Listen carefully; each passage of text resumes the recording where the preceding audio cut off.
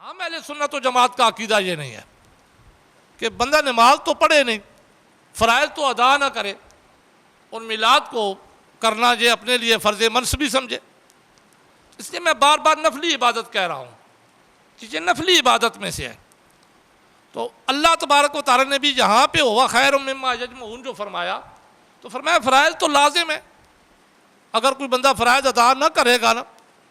تو اس کی تو اللہ فضل کرے، میں نے پہلے کہا کہ اس کے لیے اس کو تو جہنم میں جانا پڑے گا۔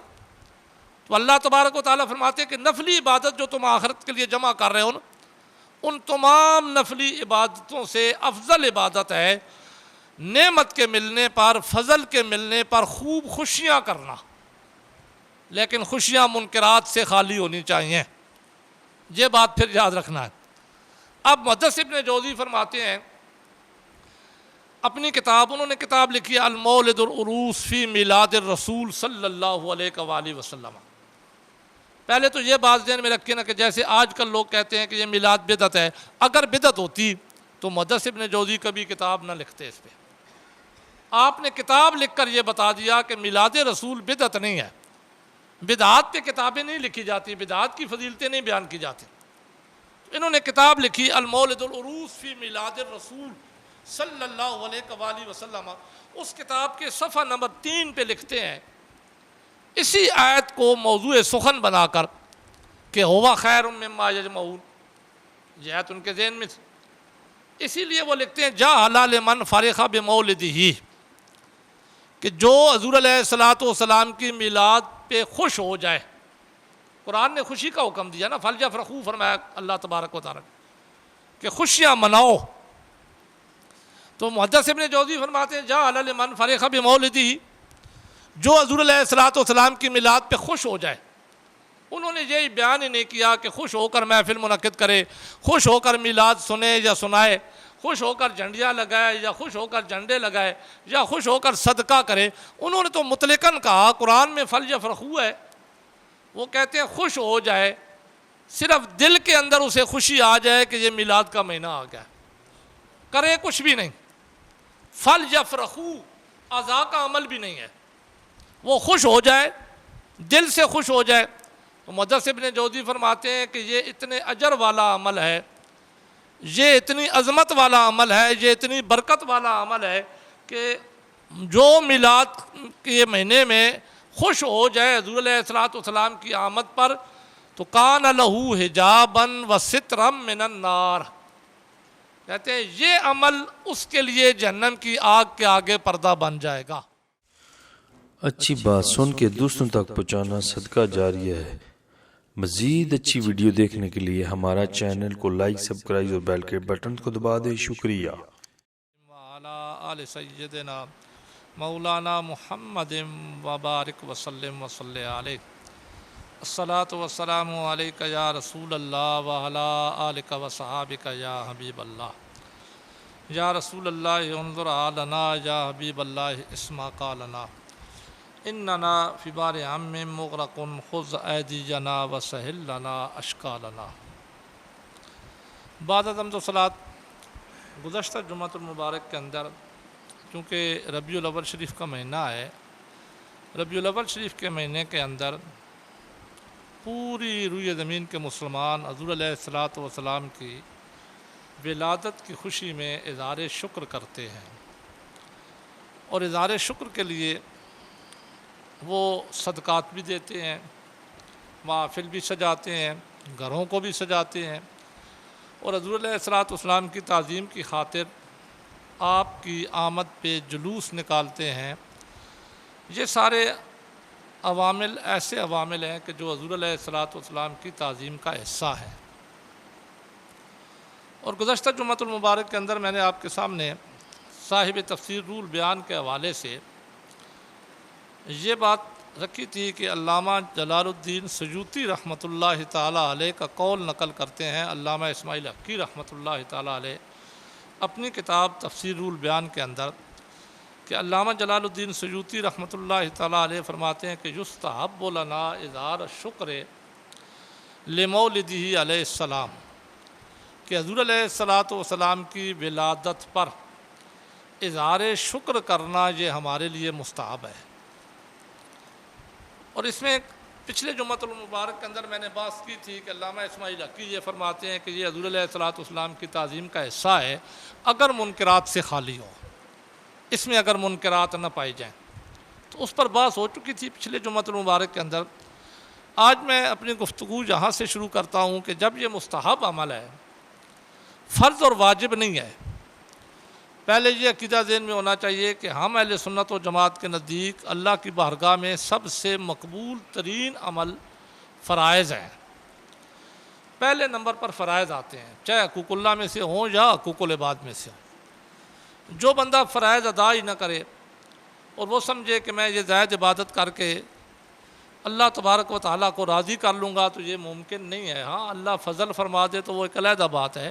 ورنہ شریعت کے قاعدے کے مطابق فرائض پہلے ہیں، سب سے پہلے فرائض ہیں۔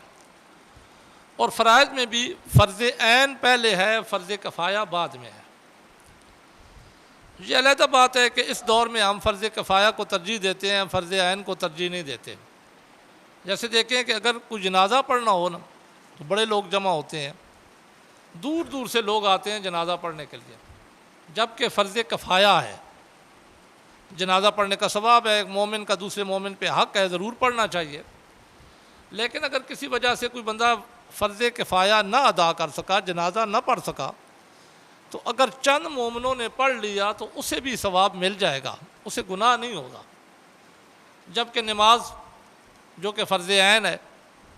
اس کے لیے جب اذان دی جاتی ہے تو 15 منٹ تک انتظار کیا جاتا ہے، لیکن زیادہ سے زیادہ 10 سے 20 بندے آتے ہیں، فرض عین کی طرف کوئی توجہ نہیں دیتا۔ حالانکہ اللہ تبارک و تعالیٰ کی بارگاہ میں فرض عین ہے سب سے پہلے۔ تو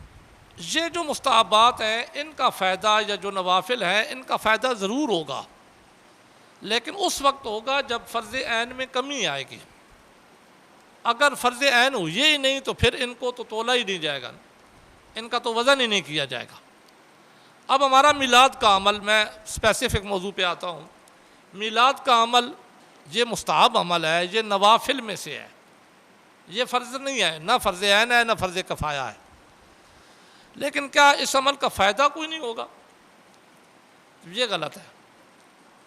اس کا فائدہ ہوگا، اس کی برکتیں ہوں گی۔ کیسے برکتیں ہوں گی؟ سب سے پہلے تو قرآن مجید کی جو آیت مقدسہ سورہ یونس کی میں نے آپ کے سامنے تلاوت کی ہے،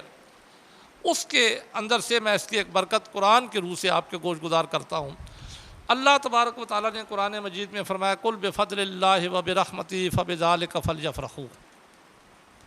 فرما دیجئے اے محبوب کہ جب اللہ کا فضل اور اللہ کی رحمت ملے نا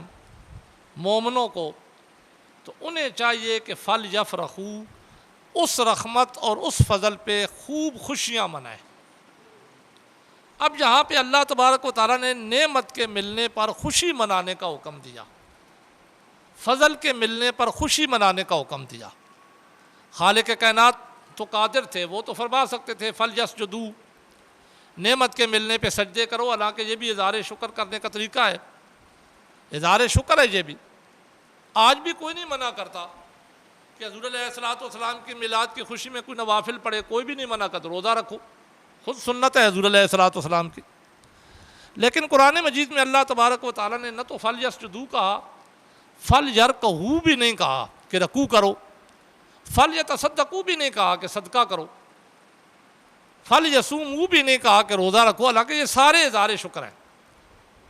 یہ سارے طریقے صحیح ہیں حضور علیہ الصلوۃ والسلام کی میلاد کی خوشی کرنے کے لیے۔ لیکن اللہ تبارک و تعالیٰ نے فرمایا فَلْيَفْرَحُوا، خوب خوشیاں مناؤ، اس نعمت کے ملنے پر، اس فضل کے ملنے پر مومنوں خوب خوشیاں مناؤ۔ اب اس کا فائدہ کیا ہوگا خوشیاں منانے کا؟ لیکن بات پھر وہی ذہن میں رکھے کہ جو علامہ اسماعیل حقی رحمۃ اللہ تعالیٰ نے فرمائی تھی تفسیر روح البیان کے اندر کہ یہ خوشیاں مناتے ہوئے شریعت مطہرہ کے خلاف کوئی عمل نہیں ہونا چاہیے، منکرات سے خالی ہو۔ جیسے پچھلے جمعۃ المبارک کے اندر میں نے آپ کی گوش گزار کیا تھا، جب منکرات سے پاک خوشی منانے کا طریقہ ہوگا نا تو اس کا فائدہ، یعنی میلاد کا پہلا فائدہ، میلاد کی پہلی برکت جب منکرات سے خالی ہو۔ قرآن اس کو بیان کرتا ہے کہ ہوا خیر مما یجمعون۔ اللہ تبارک و تعالیٰ فرماتے ہیں کہ جو تم جمع کر رہے ہو نا اپنے لیے، اب جمع کرنے کی دو صورتیں ہیں، یا تو بندہ جمع کرتا ہے مال، ہر چیز کہ یہ مجھے مشکل وقت میں کام آئے گی، جب مجھ پر وقت تنگ ہوگا تو یہ مجھے کام آئے گی، یہ تو دنیا کے لحاظ سے جمع ہے۔ دوسرا بحیثیت مومن ہم جمع کرتے ہیں آخرت کے لیے ذخیرہ، نمازیں پڑھتے ہیں، روزے رکھتے ہیں، فرائض کے علاوہ، نوافل کی بات کر رہا ہوں کیونکہ فرائض تو سب سے مقدم ہے نا، وہ تو میں پہلے بات کر چکا ہوں۔ یہ اس لیے کرتے ہیں کہ آخرت میں ہمیں یہ کام آئیں گے، ہم نوافل پڑھتے ہیں کہ آخرت میں کام آئیں گے، ہم نفلی روزے رکھتے ہیں کہ آخرت میں کام آئیں گے، ہم نفلی صدقہ کرتے ہیں کہ آخرت میں کام آئیں گے، یہ ساری چیزیں ہمارے لیے ذخیرہ ہو رہی ہیں۔ اب قرآن مجید میں اللہ تبارک و تعالیٰ جب میلاد کی خوشی کا تذکرہ کرتے ہیں کہ حضور علیہ الصلوۃ والسلام جیسی نعمت ملنے پہ خوب خوشیاں مناؤ، تو ساتھ ہی اللہ تبارک و تعالیٰ نے فرمایا ہوا خیر مما یجمعون۔ خیر اس میں تفضیل کا صیغہ استعمال کیا، کسی کے مقابلے میں آتا ہے یہ، جیسے میں کہوں نا فلانا عالم ہے تو میں کہوں کہ اس سے بھی بڑا عالم، تو پھر عربی میں اس میں تفضیل کا صیغہ آئے گا۔ تو یہاں بھی اللہ تبارک و تعالیٰ کے محبوب نے فرمایا جو کچھ تم جمع کر رہے ہو نا یہ تمہارے لیے بہتر ہے، آخرت کے لیے جو تم ذخیرہ بنا رہے ہو، میں آخرت کی بات ہی لے کے چلتا ہوں، دنیا کا تو مومن سے تعلق ہی کوئی نہیں ہے نا،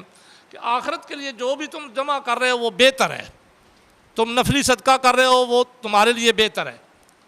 تم نفلی روزے رکھ رہے ہو وہ تمہارے لیے بہتر ہے، تم نفلی نماز پڑھ رہے ہو وہ تمہارے لیے بہتر ہے۔ لیکن اللہ تبارک و تعالیٰ فرماتے ہیں کہ ان تمام بہترین چیزوں میں سے بہتر وہ میلاد کی خوشی ہے جو تم اللہ تبارک و تعالیٰ کے محبوب کی میلاد کی خوشی میں، اس نعمت کی خوشی میں اظہار شکر کرو گے، چاہے میلاد کی محفل سجاؤ، چاہے میلاد کے لیے جھنڈی لگاؤ یا جھنڈا لگاؤ یا میلاد کے نام کا صدقہ کرو، تو وہ تمہارے لیے ہوا خیر مما یجمعون۔ اللہ تبارک و تعالیٰ فرماتے ہیں کہ جتنی بھی چیزیں تم جمع کر رہے ہو نا، جتنی بھی عبادات نفلی تم ذخیرہ کر رہے ہو، ان تمام نفلی عبادات سے افضل عبادت تمہارے لیے ذخیرہ اس نعمت کے ملنے پہ خوشی کرنا ہے۔ جو تم خوشی کرو گے تو وہ خوشی کرنا تمہارے لیے افضل ترین عبادت ہوگی۔ اسی لیے محدث ابن جوزی رحمۃ اللہ تعالیٰ علیہ بہت بڑے محدث ہیں، ناقدین حدیث میں سے ہیں، حدیث کی جرح کرتے ہیں، حدیث کا ان کے پاس اتنا علم ہے کہ کوئی ایسی حدیث کہ جس پر انہوں نے جرح نہ کی ہو، حدیث کی ساری کتابیں اٹھا لیں، ایک ایک چیز پہ وہ جرح کرتے ہیں کہ فلاں نے فلاں سے نقل کی، تو جو ناقل ہے اس کا زمانہ کیا تھا، اس نے کہاں پہ غلطی کی، وہ کیا کرتا تھا، اتنا علم ان کے پاس تھا۔ اور یہ علم حاصل کیسے کیا؟ ساری زندگی حدیث کا علم ہی حاصل کرتے رہے۔ ان کی سیرت میں یہ بات موجود ہے کہ یہ صبح نکلتے اپنے گھر سے دریا کے کنارے پہ چلے جاتے کہ میں حدیث کا علم حاصل کروں گا، ساتھ ہی روٹی کے ٹکڑے لے لیتے کہ بھوک لگی اگر دن کو تو میں روٹی کھا لوں گا۔ خود فرماتے ہیں کئی دن جب میں وہاں پہ جا کر حدیث کے بارے میں تحقیق کرنا شروع کرتا نا تو مجھے وقت کا پتہ ہی نہ چلتا، صبح سے لے کر شام تک بس نماز کے لیے جو میں اٹھتا باقی مجھے ہوش ہی نہ رہتا کہ میں نے روٹی بھی کھانی ہے یا پانی بھی پینا ہے، وہی روٹی کے ٹکڑے واپس لے کے آ جایا کرتا تھا۔ اتنا بڑا محدث، اسی خوشی کے بارے میں کہ جو حضور علیہ الصلوۃ والسلام کی آمد پہ جس کو اللہ تبارک و تعالیٰ نے فرمایا ہوا خیر مما یجمعون، جو تم آخرت کے لیے ذخیرہ جمع کر رہے ہو نفلی عبادت کے لحاظ سے، میں بار بار نفلی اس لیے کہہ رہا ہوں کہ بعض لوگوں نے میلاد کو فرائض سے اوپر سمجھ لیا ہے۔ ہم اہل سنت و جماعت کا عقیدہ یہ نہیں ہے کہ بندہ نماز تو پڑھے نہیں، فرائض تو ادا نہ کرے اور میلاد کو کرنا یہ اپنے لیے فرض منصبی سمجھے۔ اس لیے میں بار بار نفلی عبادت کہہ رہا ہوں کہ یہ نفلی عبادت میں سے ہے۔ تو اللہ تبارک و تعالیٰ نے بھی یہاں پہ ہوا خیر مما یجمعون جو فرمایا تو فرمایا فرائض تو لازم ہے، اگر کوئی بندہ فرائض ادا نہ کرے گا نا تو اس کی تو اللہ فضل کرے، میں نے پہلے کہا کہ اس کو تو جہنم میں جانا پڑے گا، لیکن فرائض کی بات کر رہا ہوں، نوافل کی، نفلی عبادت کی، تو اللہ تبارک و تعالیٰ فرماتے ہیں کہ نفلی عبادت جو تم آخرت کے لیے جمع کر رہے ہو نا، ان تمام نفلی عبادتوں سے افضل عبادت ہے نعمت کے ملنے پر، فضل کے ملنے پر خوب خوشیاں کرنا، لیکن خوشیاں منکرات سے خالی ہونی چاہیے۔ یہ بات پھر یاد رکھنا ہے۔ اب محدث ابن جوزی فرماتے ہیں اپنی کتاب، انہوں نے کتاب لکھی ہے المولد العروس فی میلاد الرسول صلی اللہ علیہ وآلہ وسلم۔ پہلے تو یہ بات ذہن میں رکھیں نا کہ جیسے آج کل لوگ کہتے ہیں کہ یہ میلاد بدعت ہے، اگر بدعت ہوتی تو محدث ابن جوزی کبھی کتاب نہ لکھتے اس پہ۔ آپ نے کتاب لکھ کر یہ بتا دیا کہ میلاد رسول بدعت نہیں ہے، بدعات پہ کتابیں نہیں لکھی جاتی، بدعات کی فضیلتیں نہیں بیان کی جاتی۔ انہوں نے کتاب لکھی المولد العروس فی میلاد الرسول صلی اللہ علیہ وآلہ وسلم۔ اس کتاب کے صفحہ نمبر 3 پہ لکھتے ہیں اسی آیت کو موضوع سخن بنا کر کہ ہوا خیر مما یجمعون، یہ آیت ان کے ذہن میں تھی، اسی لیے وہ لکھتے ہیں جا حلال من فرح بمولدہ، کہ جو حضور علیہ السلام کی میلاد پہ خوش ہو جائے۔ قرآن نے خوشی کا حکم دیا نا، فلیفرحوا فرمایا اللہ تبارک و تعالیٰ کہ خوشیاں مناؤ۔ تو محدث ابن جوزی فرماتے ہیں جا حلال من فرح بمولدہ،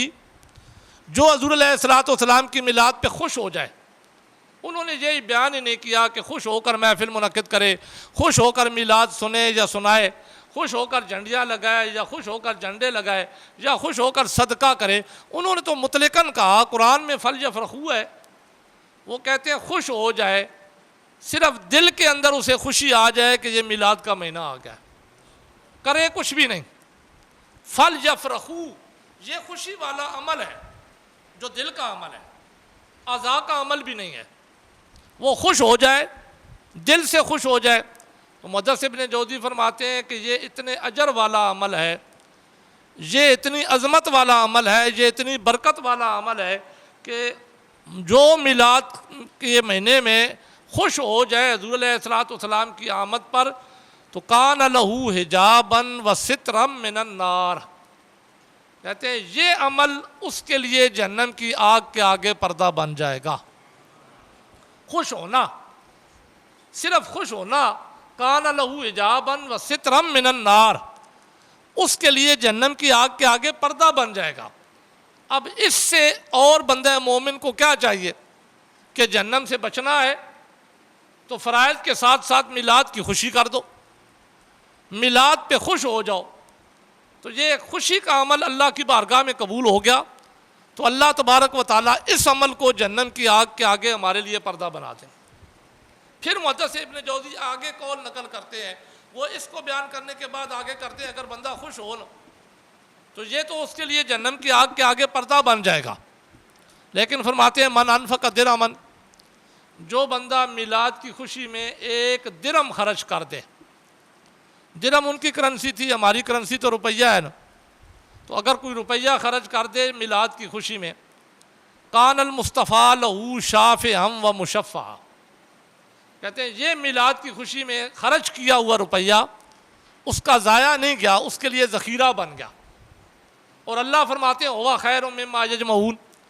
جو تم جمع کرتے ہو وہ اس میں سے سب سے افضل ہے میلاد کی خوشی میں۔ اگر تم جمع کر رہے ہو صدقات، عام صدقات، تو وہ بھی تمہارے لیے بہتر ہے۔ قرآن نے یہ نہیں کہا کہ وہ بہتر نہیں ہے، اسی لیے اس میں تفضیل کا صیغہ استعمال کیا ہوا خیر، کہ وہ بہتر زیادہ ہے، جو اس فضل اور رحمت پہ،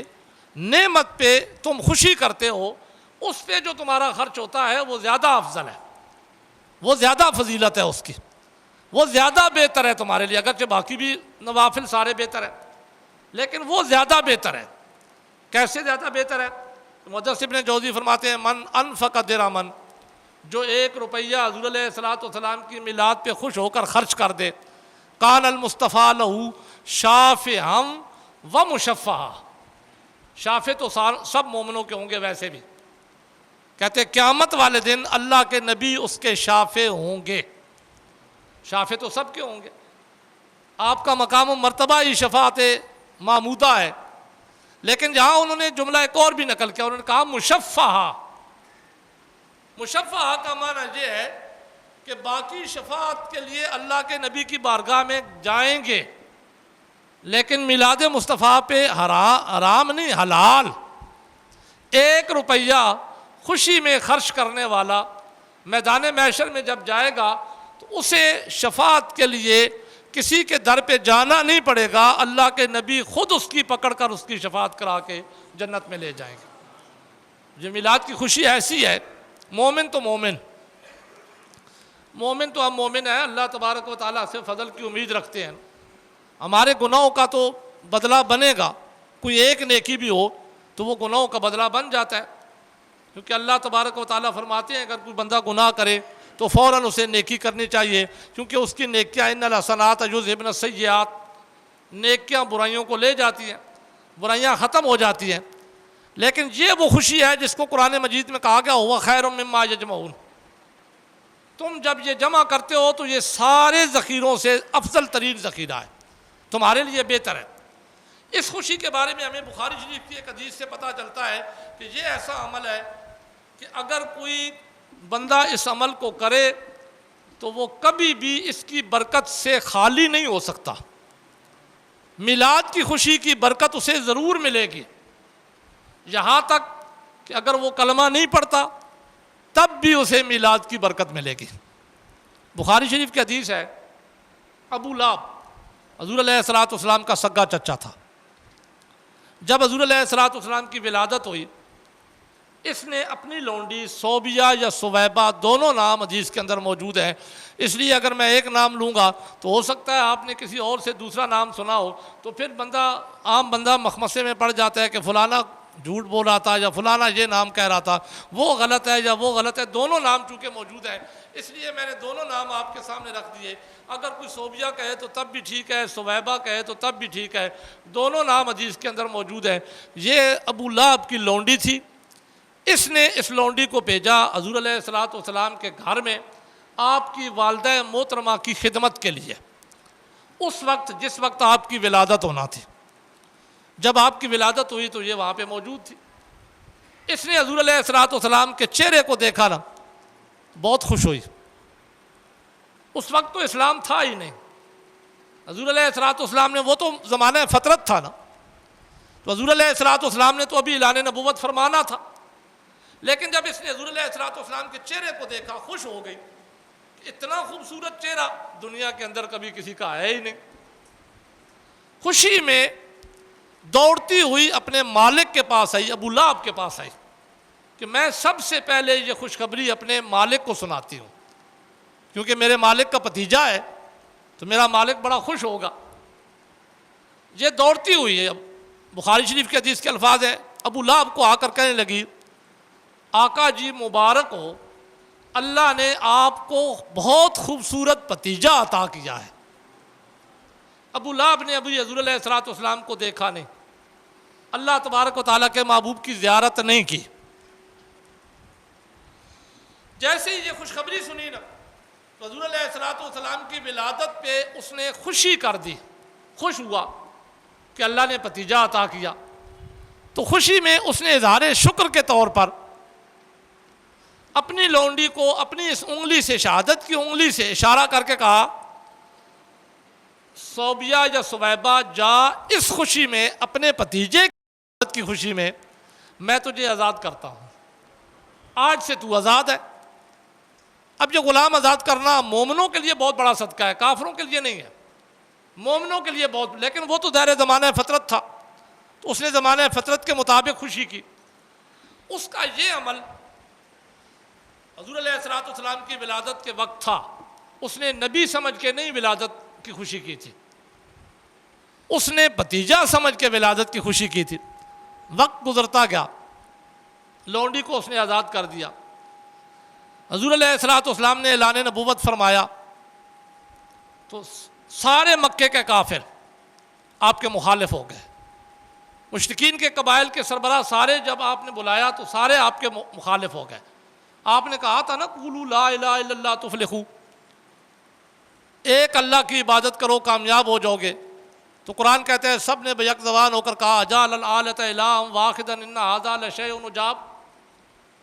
ہم اتنے خداؤں کی عبادت کرتے ہیں، یہ بڑی عجیب بات کہہ رہا ہے کہ ایک خدا کی عبادت کرو، یہ تو ہو نہیں سکتا۔ تو باقیوں نے تو یہ کہا نا، آپ کا سگا چچا یہ ابو لہب اس وقت بولا، اس نے کہا تب بن یدا کا الہٰذا جماعتنا، اس نے حضور علیہ السلام کو بد دعا دی۔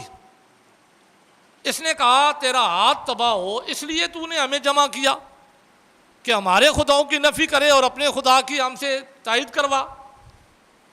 تیرا ہاتھ تباہ ہو۔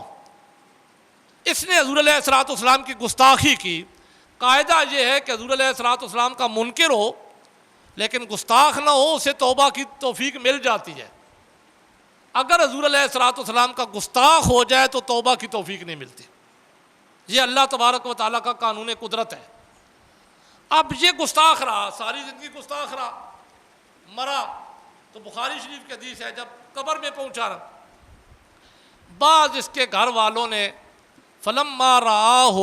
فی المنام، یہ حدیث بخاری شریف کی حدیث کے الفاظ ہیں، اور ایک روایت میں تو آتا ہے حضرت عباس رضی اللہ تعالیٰ عنہ جو اس کے بھائی تھے، انہوں نے اسے خواب میں دیکھا، بشر حیۃ، بڑی بری حالت میں تھا، عذاب میں گرفتار تھا، بڑی مشکل میں تھا۔ انہوں نے پوچھا بھائی بتا تیرے ساتھ کیا ہوا، تو نے کلمہ نہیں پڑھا حضور علیہ السلام کا، تو آپ کا گستاخ رہا، اب قبر میں آیا ہے تو تیرے ساتھ کیا حال ہے؟ تو حدیث کے الفاظ ہیں، کہتے ہیں لم الق بعدکم خیرا، یہ حدیث کے الفاظ ہیں، بخاری شریف کے حدیث کے الفاظ۔ کہتا ہے جب سے قبر میں آیا انہوں تو پتہ چلا ہے کہ وہ نبی سچے نبی تھے، دنیا کے اندر تو ان کا کلمہ نہیں پڑا، لیکن اب قبر میں آ کے پتہ چل گیا ہے، لیکن اب تو کوئی فائدہ نہیں ہے، قبر میں ہوں، صبح سے شام تک عذاب میں گرفتار رہتا ہوں، شام سے صبح تک عذاب میں گرفتار رہتا ہوں، پیاس لگتی ہے پانی مانگتا ہوں تو کھولتا ہوا پانی دیا جاتا ہے جس سے آنتیں باہر آ جاتی ہیں، ہر روز عذاب میں گرفتار رہتا ہوں الا یوم الاثنین، البتہ سوموار کا دن آتا ہے، حضور علیہ السلام کی ولادت سوموار کو ہوئی تھی نا، اس میں تو کسی کا کوئی اختلاف نہیں ہے۔ تو حدیث کے الفاظ ہیں، ابو لہب کہتا ہے سوموار کا دن آتا ہے، چونکہ کافر تھا، دائمی عذاب میں گرفتار ہونا تھا، عذاب تو اس کا ختم ہو نہیں سکتا، فائدہ اسے کیا ہوتا تھا سوموار والے دن؟ کہتا ہے یہ جو عذاب ہر روز مجھے سر سے پاؤں تک ہوتا ہے، سوموار والا دن آتا ہے میرے عذاب میں تخفیف کر دی جاتی ہے، ٹخنوں سے نیچے نیچے عذاب میں گرفتار رہتا ہوں، اور 6 دن جو پیاسا ہوتا ہوں تو پانی کھولتا ہوا ملتا ہے، سوموار والے دن میری اس انگلی سے مجھے میٹھا پانی ملتا ہے، مجھے اس سے پلایا جاتا ہے، سقیتو بہذا، میں پلایا جاتا ہوں اس انگلی سے۔ تو حضرت عباس رضی اللہ تعالیٰ عنہ اگر وہ ہے تو انہوں نے پوچھا اس کی وجہ کیا ہے، جب تجھے 6 دن عذاب ہوتا ہے تو سوموار والے دن عذاب میں تخفیف کیوں ہو جاتی ہے؟ 6 دن تجھے پانی نہیں ملتا تو سوموار والے دن تجھے اس انگلی سے پانی کیوں ملتا ہے، اس کی وجہ کیا ہے؟ تو حدیث کے الفاظ ہیں، میں اپنے پاس سے کوئی بات نہیں کہہ رہا، حدیث کے الفاظ ہیں، ابو لہب کہتا ہے لِأُطَاقَتِي صُوَیبَہ، یہ جو مجھے اجر مل رہا ہے قبر کے اندر، چونکہ میں تھا کافر، میرا تو کوئی عمل کوئی فرض تھا ہی نہیں، تو یہ میں نے میلاد کی خوشی کی تھی، حضور علیہ السلام کی ولادت کی خوشی پہ اپنی لونڈی کو اس انگلی کے ساتھ اظہار شکر کے طور پر آزاد کیا تھا، اور اللہ تبارک و تعالیٰ نے اس میلاد کی خوشی کا مجھے مقام و مرتبہ یا اجر یہ دیا ہے کہ میرے عذاب میں تخفیف ہو جاتی ہے اور مجھے پلایا جاتا ہے۔ اب اس حدیث کے جتنے بھی بخاری شریف کے شارحین ہیں نا، یہ حدیث نقل کرنے کے بعد جب وہ اس پہ شرح لکھتے ہیں تو ایک جملہ نقل کرتے ہیں، وہی جملہ آپ کے سامنے بیان کر دیتا ہوں۔ وہ یہ جملہ نقل کرتے ہیں کہ اگر حضور علیہ السلام کی ولادت کی خوشی کا اجر کافر ہو، پکا کافر اور گستاخ بھی ہو، جس کی مذمت میں پوری قرآن مجید کی ایک سورت بھی نازل کی گئی ہو، اس کو ملتا ہے، تو مومن کا کیا مقام و مرتبہ ہوگا جو اپنے نبی کی آمد کی خوشی کرے گا؟ تو مومن کے لیے تو نور علی نور ہوگا، اسے تو حضور علیہ الصلوۃ والسلام کی ولادت کی خوشی میں قبر میں جنت کے باغوں سے باغ مل جائے گا۔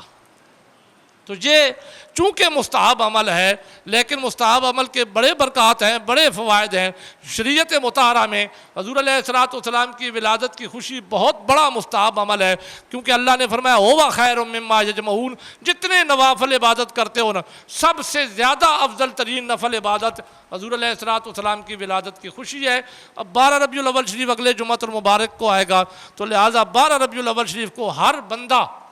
حضور علیہ الصلوۃ والسلام کی ولادت کی خوشی میں آپ کی اظہار تعظیم کے لیے